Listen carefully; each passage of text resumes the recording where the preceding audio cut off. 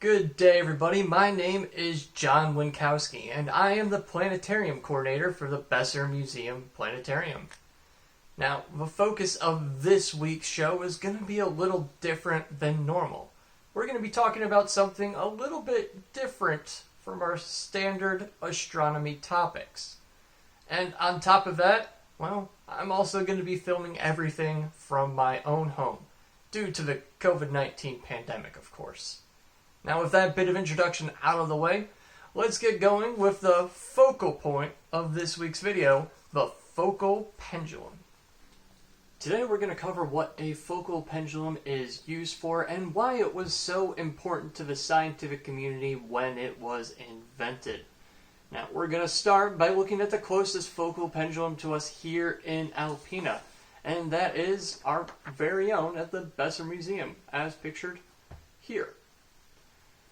Now, in the past, some people have tried writing our focal pendulum, but there's more important uses for it than Miley Cyrus impersonations. So, to understand what the focal pendulum was and is used for, we need to learn a little bit of history about this device. So, let's start by looking into the past and seeing what the very first focal pendulum was like. Now, our pendulum here in Alpena wasn't the first. The original focal pendulum was created in 1851 by a French scientist by the name of Léon Foucault, and he displayed his pendulum that year at the Paris Observatory. When Léon Foucault first invented his pendulum, he did so with the sole intent of proving that the Earth was rotating. Now, that may seem like common sense nowadays, and it kind of was back then as well. However, scientists had a lot less tools at their disposal for proving that. In fact, it would be another 110 years before the first satellite launch of Sputnik. So, the focal pendulum was a revolutionary device at the time.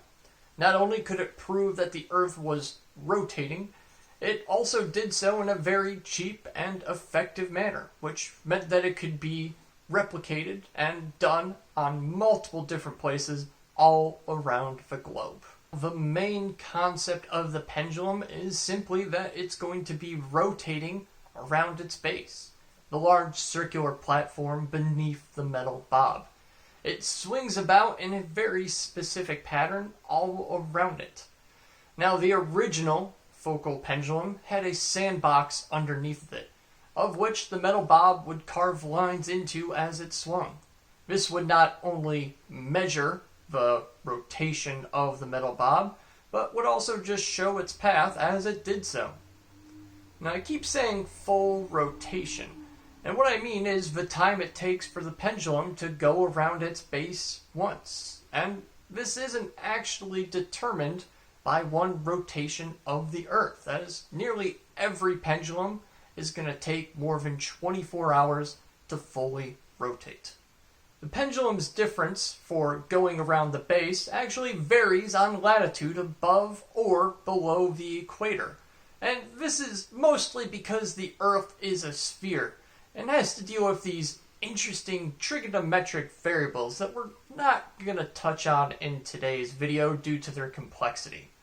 However, I will just say that depending on where you are on Earth will depend how long it takes your pendulum to go around its base one time. For instance, here in Alpena, Michigan, or should I say more specifically, 45 degrees north of the equator, it takes 33 hours and 51 minutes for our pendulum to go around one time. Now, all this may seem a little bit confusing or kind of hard to understand. So I've gone to the trouble of creating a small focal pendulum that we can look at here today. I've used a few things around the house and, well, hopefully it's good enough to help you understand this surprisingly complicated topic. And on that note, let's go take a look. Here is my own focal pendulum that I made at home. Now, before I go and actually release the bob, I want to tell you that if this were a real focal pendulum, we'd actually have to take some care when releasing the bob. You see, if we even mess up a little bit by giving a little bit of energy to the left or the right, it'll ruin the whole experiment. Think about it like this.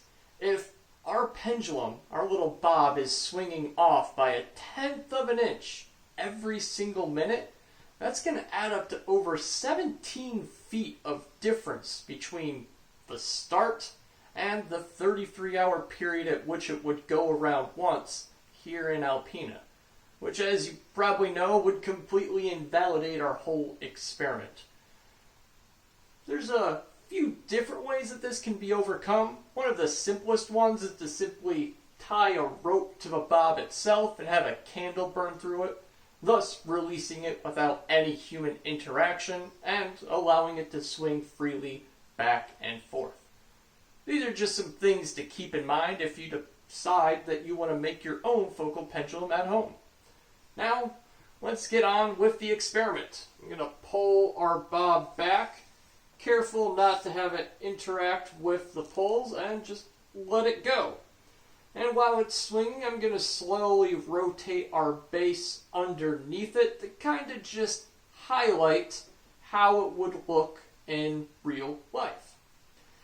Now, because this is a rudimentary focal pendulum at home and not a real one, our pendulum is swinging back and forth across the straight line, and our base is doing all of the rotating, instead of the pendulum actually rotating around with the base itself.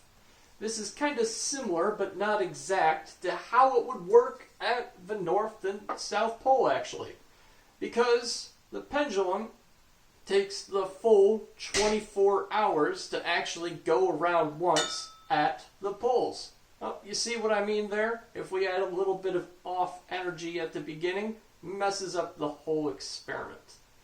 Anyways, at the poles, it only takes 24 hours to go around once, which is similar to what we're doing, but it's also kind of similar to how it works at the equator, because at the equator, our pendulum doesn't actually go around at all.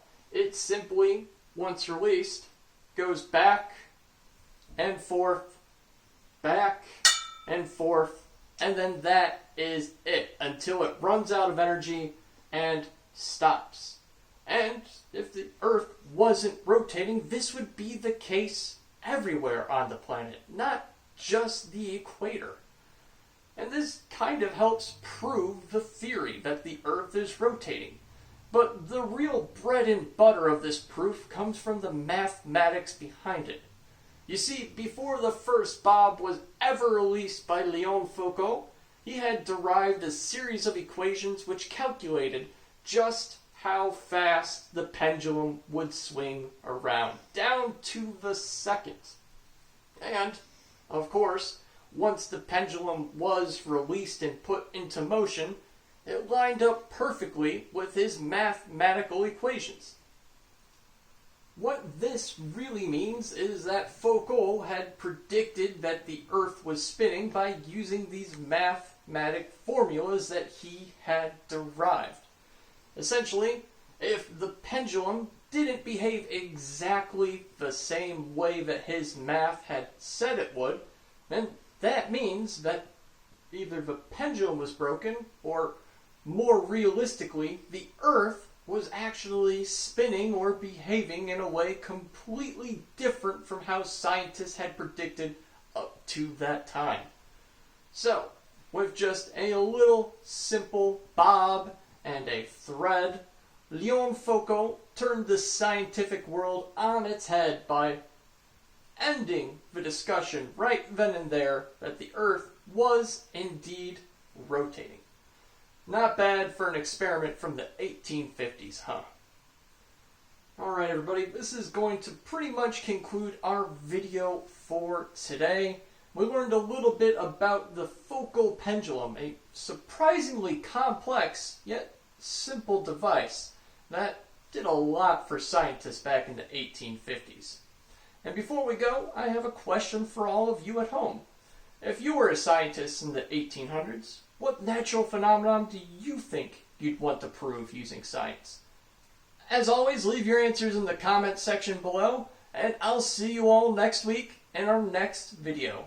Goodbye, everybody.